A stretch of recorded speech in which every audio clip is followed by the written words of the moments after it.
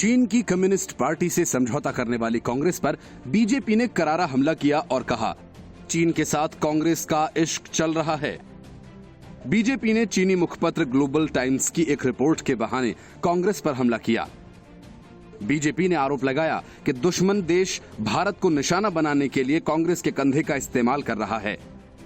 BJP के प्रवक्ता संबित पात्रा ने कहा कि जिस तरह से इश्क और मुश्क छिपाए से नहीं छिपते, ठीक वैसे ही कांग्रेस और चीन के बीच चल रहे प्रेम के बारे में सभी को पता है।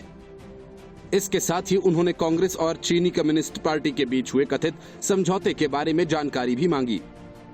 दरअसल ग्लोबल टाइम्स ने विशेषज्ञों के हवाले से ट्वीट कर कहा कि कांग्रेस नरेंद्र मोदी की सरकार को खूब झकझोरने लगी है। ग्लोबल टाइम्स ने कहा कि चीन के साथ सीमा विवाद पर प्रधानमंत्री नरेंद्र मोदी और बीजेपी भारी दबाव में हैं, क्योंकि भारतीय राष्ट्रीय कांग्रेस विफल घरेलू शासन और जोखिम भरी विदेश नीति की कटु आलोचना करके बीजेपी सरकार को हिलाने के मौके के इंतजार में है। इस पर बीजेपी प्रवक्ता संबित पात्रा ने कहा कि चीनी अखबार की ये तारीफ सामान्य नहीं है। इससे साफ हो जाता है कि कांग्रेस चीन के एजेंडे पर काम कर रही है। भारतीय सेना द्वारा वास्तविक नियंत्रण रेखा का उल्लंघन करने की चीनी सेना की कोशिश विफल करने के बाद चीन के सरकारी अखबार की इस रिपोर्ट से उस देश की हताशा का पता चलता है और वो कांग्रेस को ऐसी पार्टी के तौर पर देखता है जो उसका एजेंडा चला सकती है। बीजेपी नेता ने कहा कि चीन और कांग्रेस के बीच प्रेम सार्वजनिक है और ये उस एमओयू से जुड़ा हुआ है जिस पर 2008 में कांग्रेस और चीन की कम्युनिस्ट पार्टी ने हस्ताक्षर किए थे।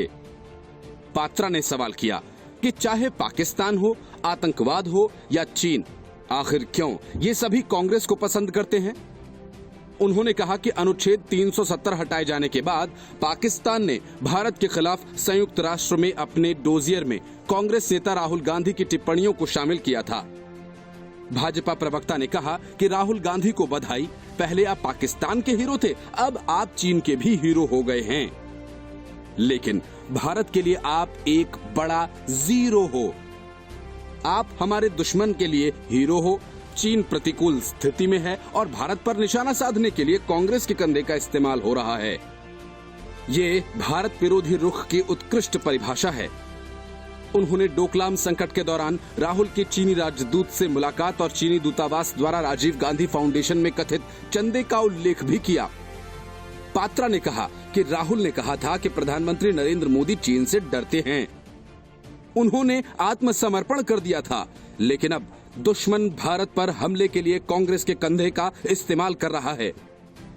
उन्होंने कहा कि शी जिनपिंग नाम अब काफी हद तक सोनिया जिन और राहुल पिंग जैसा लगता है। इसके जवाब में कांग्रेस के मुख्य प्रवक्ता रणदीप सुरजेवाला ने कहा कि चीन ने हमारे क्षेत्र में घुसने की हिम्मत की है, लेकिन सत्तारूढ़ दल उन लोगों पर सवाल उठा रहा है जो प्रश्न करते हैं। उन्होंने ट्वीट कर कहा कि देश के साथ विश्वासघात करना बंद करें। मोदी चीन का नाम लेने से भी डरते हैं, लेकिन बीजेपी दूसरों को लेक्चर दे रही है। Bureau report, news of India.